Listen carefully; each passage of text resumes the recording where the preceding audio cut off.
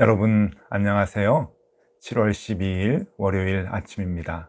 하나님께서 오늘도 참 좋은 날 선물로 주셨습니다. 말씀 보면서 기도하면서 또 하루 또 한 주간 그렇게 시작하도록 하겠습니다. 오늘 함께 볼 말씀은 예레미야서 4장입니다. 예레미야서 4장 23절에서 31절까지의 말씀입니다. 보라, 내가 땅을 본즉 혼돈하고 공허하며 하늘에는 빛이 없으며, 내가 산을 본즉 다 진동하며 작은 산들도 요동하며, 내가 본즉 사람이 없으며 공중의 새가 다 날아갔으며, 보라, 내가 본즉 좋은 땅이 황무지가 되었으며 그 모든 성읍이 여호와의 앞 그의 맹렬한 진노 앞에 무너졌으니, 여호와께서 이와 같이 말씀하시길, 이 온 땅이 황폐할 것이나 내가 진멸하지는 아니할 것이며, 이로 말미암아 땅이 슬퍼할 것이며 위에 하늘이 어두울 것이라. 내가 이미 말하였으며 작정하였고 후회하지 아니하였은즉 또한 거기서 돌이키지 아니하리라 하셨음이로다. 기병과 활 쏘는 자의 함성으로 말미암아 모든 성읍 사람들이 도망하여 수풀에 들어가고 바위에 기어오르며 각 성읍이 버림을 당하여 거기 사는 사람이 없나니, 멸망을 당한 자여 내가 어떻게 하려느냐. 내가 붉은 옷을 입고 금장식으로 단장하고 눈을 그려 꾸밀지라도 내가 화장한 것이 헛된 일이라. 여인들이 너를 멸시하여 내 생명을 찾느니라. 내가 소리를 들은즉 여인의 해산하는 소리 같고 초산하는 자의 고통하는 소리 같으니, 이는 시온의 딸의 소리가 그가 헐떡이며 그가 손을 펴고 이르기를, 내게 화가 있도다. 죽이는 자로 말미암아 나의 심령이 피곤하도다 하는도다. 아멘. 네, 오늘은 예레미야서 4장의 마지막 부분을 우리가 함께 보았습니다.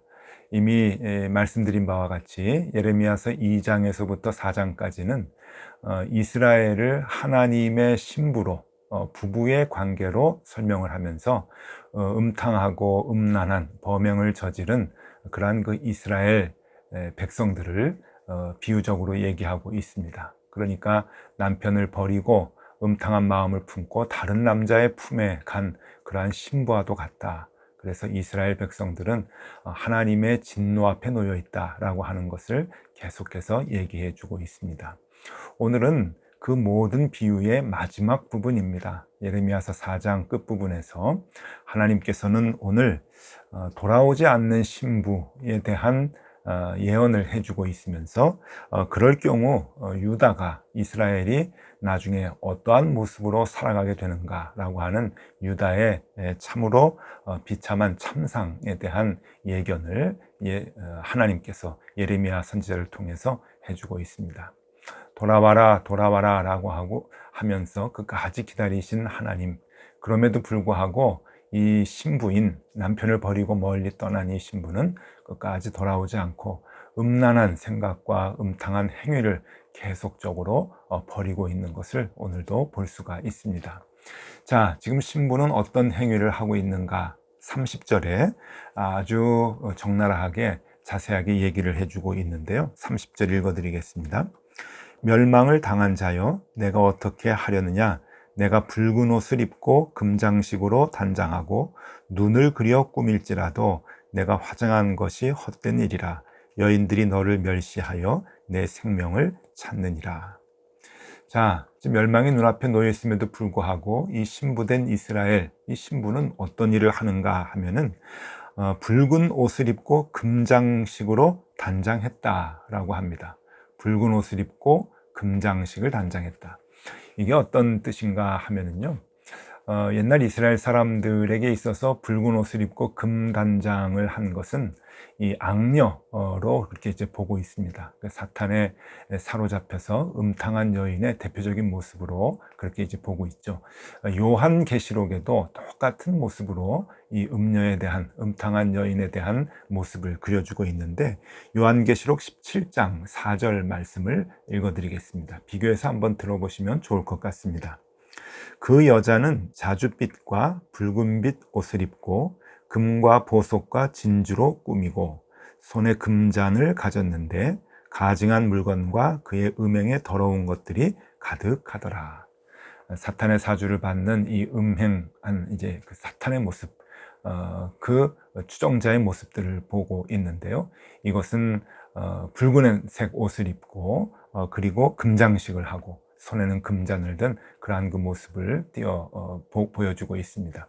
여러분이 그림을 한번 보시면은요, 이 요한계시록 17장 4절의 모습을 그림으로 표현한 것인데 바로 이렇게 표현될 수 있겠죠.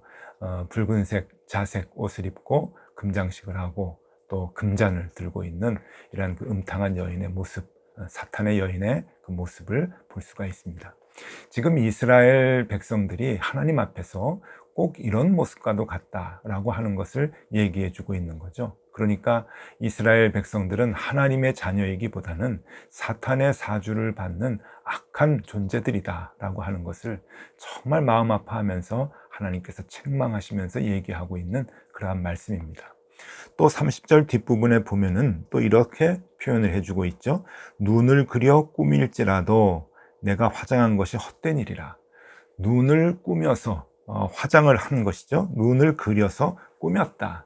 근데 그러한 화장이 헛된 일이다 라고 얘기를 하는데 이것은 무슨 뜻인가 하면은요, 여러분 이 사진을 한번 보시면 옛날 애굽 사람들의 눈 화장입니다. 여러분 잘 아시죠? 애굽 사람들 그 미라를 보든지 벽화를 보면은 눈 화장이 특별히 진한 것을 볼 수가 있습니다. 그것을 복원해 가지고 지금 이제 오늘날 사람들이 이제 화장을 한 모습도 같이 이렇게 나오고 있는데요. 눈을 더욱더 강조하죠. 이 눈 화장을 진하게 한 것이 뭐가 음탕하고 죄된 것이 있겠습니까? 많은 그 당시 이스라엘 사람들이 애굽의 유행을 따랐다라고 하는 의미로 이 30절에 그렇게 기록을 해주고 있는 겁니다. 그러니까 눈 화장을 진하게 하는 그 마음과도 같이 애굽의 모든 문화를 쫓아 살았던, 그것을 좋아했던 이스라엘 사람들, 결국은 애굽의 우상을 섬기고 애굽의 생활 양식을 그대로 쫓아가면서 하나님을 기억하지 않고 버리는 그러한 그 모습의 이야기를 여기서 눈 화장을 빌어서 얘기해 주고 있는 것입니다. 30절 말씀을 다시 한번 읽어 드리겠습니다. 멸망을 당한 자여 내가 어떻게 하려느냐. 내가 붉은 옷을 입고 금장식으로 단장하고 눈을 그려 꾸밀지라도 내가 화장한 것이 헛된 일이라. 여인들이 너를 멸시하여 내 생명을 찾느니라.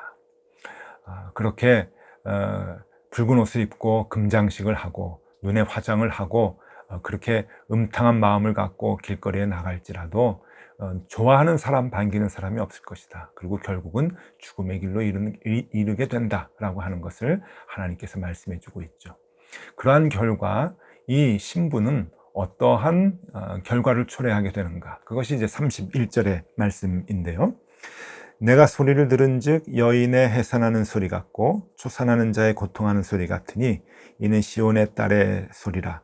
그가 헐떡이며 그의 손을 펴고 이르기를 내게 화가 있도다. 죽이는 자로 말미암아 나의 심령이 피곤하도다 하는도다. 네, 여기서 보니까 여인의 해산하는 소리, 특별히 초산하는 자의 고통과도 같은 그러한 고통이 심한 삶을 살게 될 것이다. 그리고 결국은 생명을 잃어버리고 죽음에 이르게 될 것이다 라고 하는 것을 하나님께서 예언해 주고 있는 것입니다. 남편을 버리고 이방 남자에게 너희들이 가느냐? 하나님을 버리고 이방신을 너희들이 섬기느냐? 너희들은 초산하는 여인의 그 고통이 늘 너희에게 임할 것이다. 그리고 결국은 생명을 빼앗기게 될 것이다 라고 하는 하나님의 경고의 목소리가 이렇게 이스라엘 백성들에게 임하게 되는 것입니다. 그렇게 하나님을 떠난 이스라엘 사람들의 모습, 이스라엘의 모습은 어떤 것일까요? 오늘 하나님을 그렇게 멀리 떠나서 살아가게 되면 너희들의 삶이 비참하게 될 것이다 라고 하면서 하나님께서 얘기해 주시는 말씀이 23절에 나옵니다. 23절 보면은 보라 내가 땅을 본즉 혼돈하고 공허하며 하늘에는 빛이 없으며, 하나님을 떠나 사는 사람들의 이스라엘의 삶의 모습이다 라고 하는 겁니다. 여러분 이 말씀을 잘 눈여겨봐야 합니다. 땅을 본즉 혼돈하고 공허하며 하늘에는 빛이 없었다. 여러분 어디서 많이 듣던 말씀 아닙니까?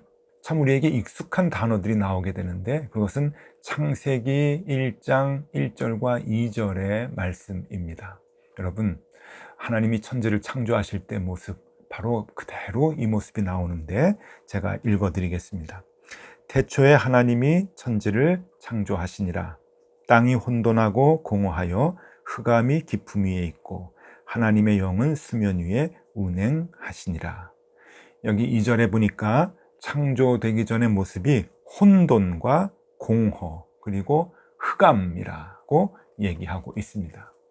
오늘 예레미야 4장 23절의 말씀과 똑같은 단어들입니다. 보라, 내가 땅을 본즉 혼돈하고 공허하며 하늘에는 빛이 없다. 하나님을 떠난 삶의 모습이 하나님께서 이 땅을 만드신, 창조하신 이전에 혼돈과 공허와 뒤죽박죽이었던 삶의 모습, 그것이 그대로 다시 재현이 되는 것입니다. 하나님이 새롭게 창조하신 창조의 모습을 누리는 것이 아니라 창조 이전에 혼돈과 공허, 어둠 속에 있었던 그러한 그 삶이 다시 하나님을 벗어난 자들에게 시작이 된다라고 하는 것이죠. 그러니까 하나님이 없으면 여러분 혼돈과 공허하고 어둠에서 사는 것과도 같은 그런 삶을 살게 되는 것이죠. 이것을 뭐라고 하는가 하면은 카오스라고 합니다. 헬라어로 카오스라고 하는 건데, 이 카오스라고 하는 것은 말 그대로 여러분 혼돈과 공허와 어둠을 얘기하는 것이고요. 이것은 규칙적이지 못하고 불규칙적인 것을 얘기합니다. 뒤죽박죽이고 엉망진창이고 정리가 되지 않은 아주 혼돈스러운 것을 얘기하는 것이죠. 그래서 불규칙하기 때문에 예측이 불가능한 겁니다. 어디로 공이 튈지 모르고 어디로 폭발할지 모르는, 그래서 예측이 불가능한 것. 여러분, 예측이 불가능하면은 어떠한 삶을 살아가는 줄 아십니까? 그것은 불안입니다. 하나님이 없는 삶은 카오스이지요. 카오스는 혼돈과 공허와 어둠입니다. 그것은 불규칙한 삶을 얘기하는 거고, 예측이 되지 않으니 불안해서 살지 못하는 그러한 삶을 살아가게 되는 것이죠. 지금 이스라엘 백성들은 그렇게 카오스의 삶을 살고 있는 것입니다. 네, 여러분, 이 카오스의 삶의 반대가 뭔지 아십니까? 그것은 하나님의 창조의 삶이죠. 하나님이 개입하시면 이 카오스는 코스모스로 바뀌게 됩니다. 헬라어로 카오스의 반대어가 코스모스인데, 이 코스모스는 어떤 뜻인가 하면은 우주라고 하는 뜻도 있지만 더 근본적인 뜻은 질서라고 하는 뜻입니다. 그리고 빛이라고 하는 뜻이 있지요. 빛이 있기 때문에 기준이 잡히게 되고, 그래서 질서가 생기게 되고, 질서정연하게 움직이다 보니까 사람들이 그것을 우주라고 얘기하기도 합니다. 그래서 코스모스라고 하는 것은 질서정연하기 때문에 규칙적입니다. 아침에 해가 뜨고 저녁에는 해가 지고, 또 보름달이 있다가 반달이 되고 초승달이 되고, 이렇게 변화되는 모든 것이 규칙적이기 때문에 규칙적이고, 규칙이 있기 때문에 예측이 가능하다라고 하는 것이고요. 여러분, 예측이 가능하면 불안하지 않습니다. 마음의 평안이 있게 되죠. 하나님이 다스리는 삶이라고 하는 것, 하나님과 함께하는 삶이라고 하는 것은 이렇게 코스모스의 삶입니다. 이것을 창조의 삶이라고 하죠.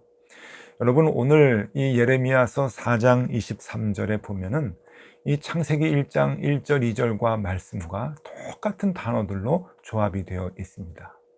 카오스의 삶은 혼돈과 공허와 어둠입니다. 하나님을 멀리 떠나면 그렇게 우리는 뒤죽박죽인 삶을 살아갈 수밖에 없지만, 하나님과 함께하고 하나님 곁에 있고 하나님의 품 안에 있고 하나님의 다스림 속에 있다고 한다면 여러분, 그것은 질서정연하고 규칙적인 삶을 살게 되는 것이죠. 그래서 예측이 가능하기 때문에 늘 두려움이 없고 평안을 얻으면서 살아갈 수 있는 것, 그것이 하나님과 동행하는 삶이라고 하는 것입니다. 자, 이스라엘 백성은 그 하나님을 저버렸습니다. 창조의 하나님을 저버리고 카오스의 삶을 선택을 했죠. 혼돈과 공허와 어둠 속에서 살아가고 있습니다. 그 결과의 모습이 오늘 24절에서 26절까지 나오게 됩니다. 제가 봉독해 드립니다. 내가 산을 본즉 다 진동하며 작은 산들도 요동하며, 내가 본즉 사람이 없으며 공중의 새가 다 날아갔으며 보라 내가 본즉 좋은 땅이 황무지가 되었으며 그 모든 성읍이 여호와의 앞 그의 맹렬한 진노 앞에 무너졌으니.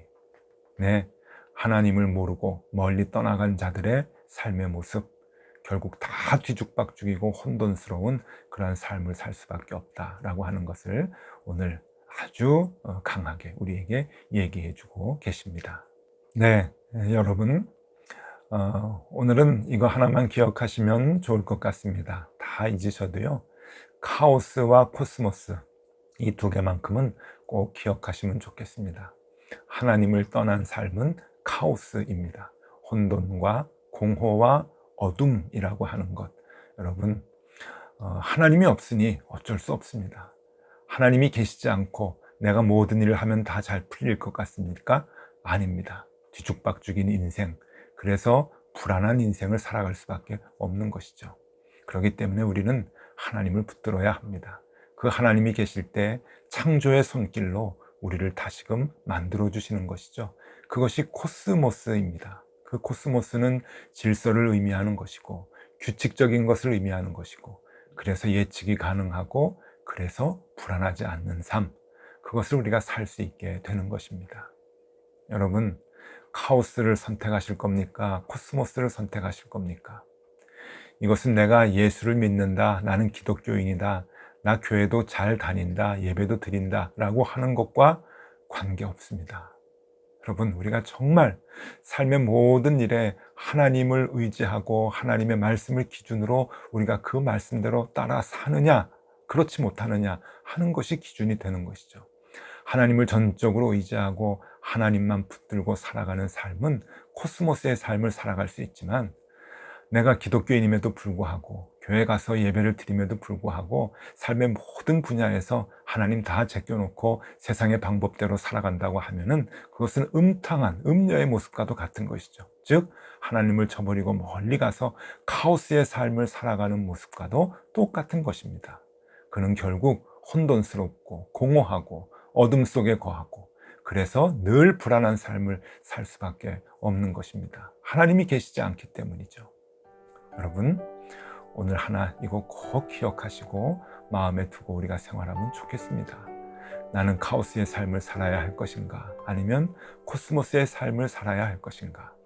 늘 기억을 하시고, 하나님 나를 다스려 주시옵소서. 내 삶이 카오스가 아닌, 혼돈의 삶이 아닌 질서의 삶, 코스모스의 삶, 빛의 삶을 살아갈 수 있도록 하나님 인도하여 주시옵소서. 그 길을 가게 해 주시옵소서. 그 마음을 갖고 오늘 하루도 생활하실 수 있기를 바랍니다. 빛 가운데 거하는 귀한 하루 되실 수 있기를 바랍니다. 기도하겠습니다.